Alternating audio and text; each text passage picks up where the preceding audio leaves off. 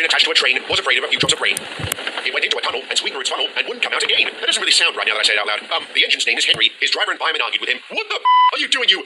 His driver exclaimed. The rain will spoil my green paint with red stripes, he replied. Are you kidding me? Before Henry could answer, he heard footsteps approaching from behind. He then remembered his boss had been traveling on his train. This stout gentleman was Sir Topham Hatt, better known as the Fat Controller. The Fat what? Nope, I got nothing. Sorry I had to find out this way, Fatso. Oh, thank you very much. The Fat Controller waddled towards the front of the train. 5 hours later, he arrived. Damn,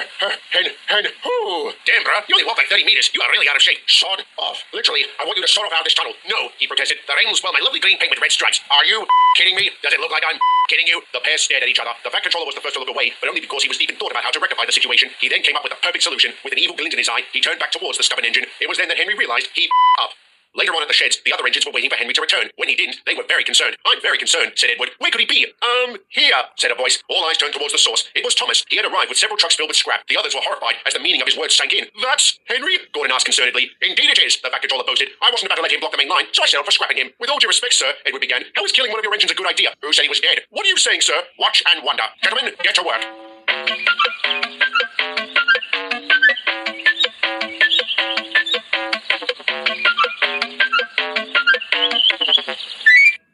Henry? Despite his recent conduct with the Express, for whatever reason, the Fat Controller still allowed Gordon to take it. The passengers were very wary, but the Big Blue engine's behavior had improved dramatically. He was efficient, punctual, and considerate. He also loved flying down the line at top speed. I'm the fastest engine in the world, he proclaimed. Nothing can stop me. I should have seen that coming.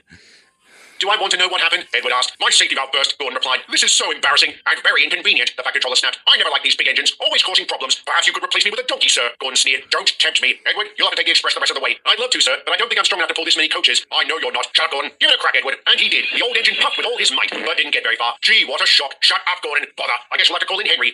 What on earth was that? Well, sir, Gordon began. Henry was immensely traumatized by what you did to him last week. So much so that he now screams at random intervals. It's very annoying. All right, we'll deal with that later. But now, Edward, you and Henry will have to take the Express to its final destination. Yes, sir. Needless to say, the rest of the journey was not a pleasant one. Although they made good time, Henry's random screaming made the trip an ordeal for Edward and the passengers. When it was over, Henry retreated to the shed and was somehow able to curl up in the fetal position. In light of this, the Fat Controller realized he had to do something. Henry, would you like some drugs? Yes, sir. Please, sir. Okay, here you go. Some special coal just for you. Thank you, sir. Just like that, he was right as rain. So the moral of the story is, all pain can be cured with drugs.